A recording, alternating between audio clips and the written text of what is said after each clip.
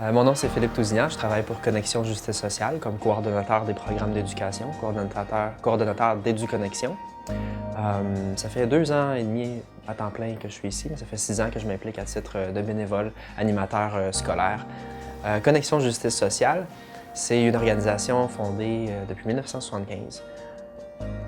Toute cette organisation qui a commencé très humblement dans un demi-sous-sol, avec des gens qui se sont regroupés, éventuellement ont mis de l'argent en commun pour pouvoir engager des employés. Puis c'est vraiment comme ça que l'organisation s'est constituée. Dans l'approche de Connexion Justice Sociale, on se concentre beaucoup sur les causes des enjeux. C'est pas une approche qui est très populaire parce qu'à partir du moment où on commence à creuser sur les causes de la pauvreté mondiale, les causes des violations des droits humains, on tombe rapidement dans la cour arrière de beaucoup d'autres organisations. Quand les premières crises alimentaires mondiales sont venues frapper l'imaginaire des gens à la télévision, il y avait une première génération d'organisations qui disaient « il faut nourrir les gens, il faut leur amener de la nourriture ». On s'est vite rendu compte que ce n'était pas suffisant, que ça pouvait nuire même à l'agriculture locale, que ça pouvait tuer l'entrepreneuriat local. Donc, il y a une deuxième génération d'organisations qui est née en disant « il ne faudrait pas simplement nourrir ces gens-là, il faudrait leur montrer à pêcher. Puis ça, c'est quelque chose qui est assez répandu de on n'est pas censé nourrir les gens, on est censé leur montrer à pêcher.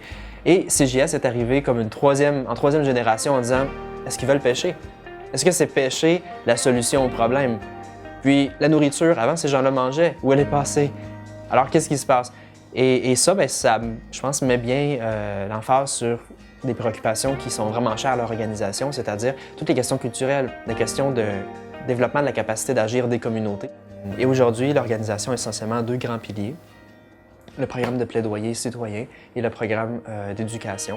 Au sein du programme de plaidoyer, on est pour l'instant encore, et malheureusement, la dernière organisation canadienne qui rencontre sur une base mensuelle la Banque mondiale et le Fonds monétaire international, parfois pour critiquer, négocier des programmes d'ajustement structurel, mais on milite vraiment pour l'inclusion de standards minimums de droits humains au sein des instances financières internationales.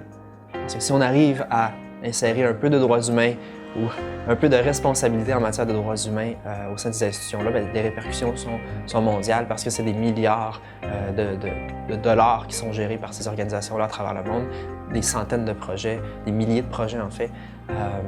Donc c'est notre manière un peu d'aller attaquer la politique mondiale. Pour notre programme d'éducation, il y a 4 grands volets. On a un premier volet grand public, donc c'est vraiment du matériel de sensibilisation qu'on laisse disponible sur notre site web ou des fois c'est diffusé durant des événements. Notre deuxième volet, ce sont nos ateliers interactifs. Et ça, c'est un peu notre marque de commerce depuis fin 70. La moitié sont présentés en milieu scolaire, l'autre moitié à des organisations de coopération et de développement international. On couvre une 50aine d'organisations au Québec, des plus petites aux plus grandes. Ça fait vraiment notre fierté. Et cet atelier-là, toujours interactif, c'est questions-réponses, très dynamique. On a développé ensuite, on s'est dit, est-ce que ces ateliers-là peuvent arriver à rejoindre les jeunes et tous les participants dans leur quotidien? Non, il restait encore une marche à franchir. Donc on s'est dit, on a développé du matériel scolaire, et ça c'est notre troisième volet, donc du matériel pour le cursus scolaire officiel du gouvernement pour secondaire 1, 2 et secondaire 5 pour tout ce qui est univers social, monde contemporain. On commence à développer aussi du matériel en matière d'éthique, culture religieuse, un petit peu en mathématiques, un petit peu en littérature. On va chercher comme ça à droite, à gauche dans ces cours-là pour toujours amener plus de droits humains, plus d'environnement, plus de justice sociale à travers le contenu. Notre quatrième volet, le programme de mentorat en responsabilité citoyenne.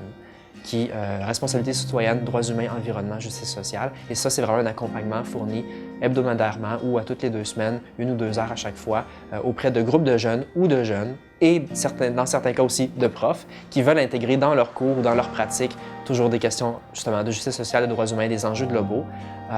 Et on espère innover en matière de justice sociale, d'environnement, de modèles coopératifs au sein de leur zone d'emploi. Et c'est là où, je leur dis souvent à la fin d'un atelier, de grâce, ne devenez pas tous activistes.